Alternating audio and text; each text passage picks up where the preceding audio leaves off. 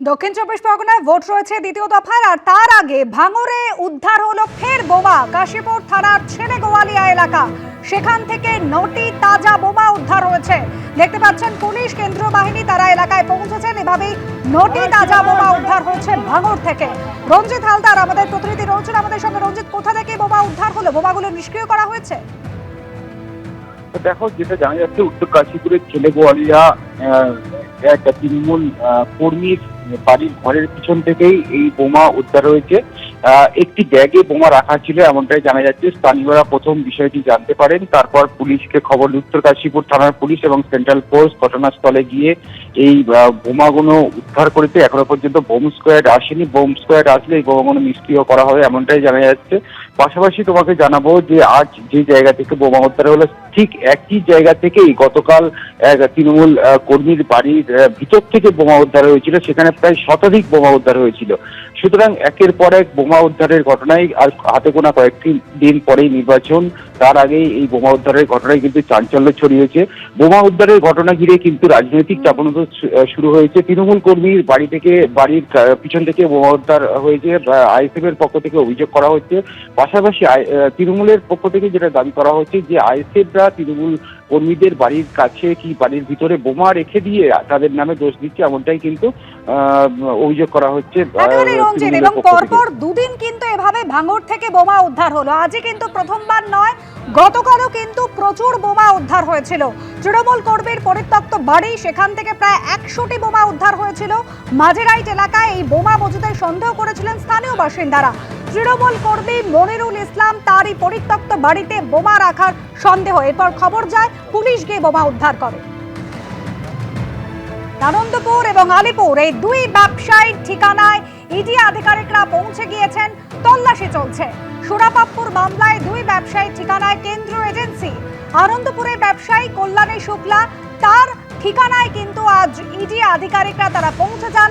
সকাল থেকে তল্লাশি চলেছে, আর সেই ছবি তুলে ধরেছেন আমাদের প্রতিনিধি ব্রতদীপ ভট্টাচার্য। রবিবার সকাল হতে না হতেই ফের শহরে এনফোর্সমেন্ট ডিরেক্টরের অভিযান শুরু। এদিন 7 সকালে একেবারে কেন্দ্রীয় বাহিনীকে নিয়ে আরবানায় চলে আসে এনফোর্সমেন্ট ডিরেক্টরেটের একটি দল এবং আরবানার টাওয়ার 3-তে এইখানেই কল্যাণ শুক্লার ফ্ল্যাটে হানা দেয় ইডি। যেটা ইডি সূত্রে খবর যে এই আরবানার 3 নম্বর টাওয়ারেই 102 নম্বর ফ্ল্যাটে থাকেন কল্যাণ শুক্লা। এই কল্যাণ শুক্লার ফ্ল্যাটেই আজ সকালবেলায় ইডির আধিকারিকরা হানা দিয়েছেন।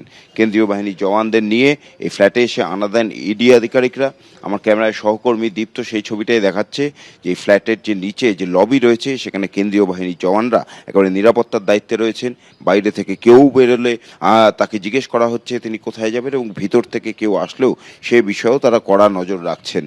আজকে সকালবেলায় এনফোর্সমেন্ট ডিরেক্টরেট একেবারে 2টি দলে ভাগ হয়ে শহরের 2 জায়গায় চলে যায় অভিযানে, এবং তার মধ্যে একটি দল এই আরবানাতেই চলে এসছে।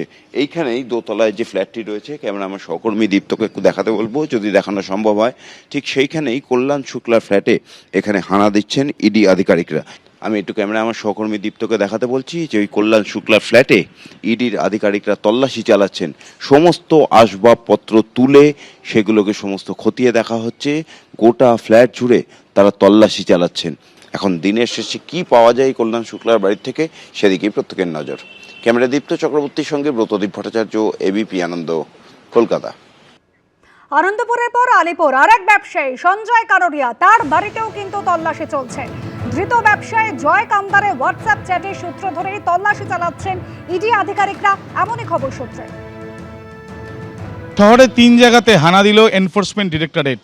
যেটা জানা যাচ্ছে যে জয় কামদার, যাকে ইতিমধ্যে গ্রেপ্তার করা হয়েছে, এবং যে জয় কামদারের সঙ্গে পুলিশ কর্তা শান্তনু সিনহা বিশ্বাস এবং সোনা পাপ্পু, যে দুজনেরই খোঁজ এখনো পর্যন্ত পাওয়া যায়নি বলে আদালতে জানিয়েছেন ইডি আধিকারিকেরা, সেই জয় কামদার এবং তার সঙ্গে যারা সহযোগীরা, যাদের সঙ্গে যোগাযোগ রয়েছে, তাদের বিষয়ে তথ্য প্রমাণ সংগ্রহ করার পর তদন্তকারী আধিকারিকরা জানতে পারেন যে সান এন্টারপ্রাইজ রয়েছে জয় কামদারের যে সংস্থা, যেই সংস্থা বিভিন্ন জায়গা থেকে জমি নিয়ে এবং সেই জমিগুলো এক প্রকার বলপূর্বক বা কখনো ভয় দেখিয়ে এবং সেই যে টাকা বেআইনিভাবে লেনদেন হয়েছে সেই সংক্রান্ত বিষয়ে বেশ কিছু ইনভেস্ট করেছিলেন তার কোম্পানিতে, এবং এই যে ইনভেস্ট করার পেছনে কালো টাকাকে সাদা করার একটা প্রচেষ্টা থাকতে পারে বলে সন্দেহ এনফোর্সমেন্ট ডিরেক্টরেটের।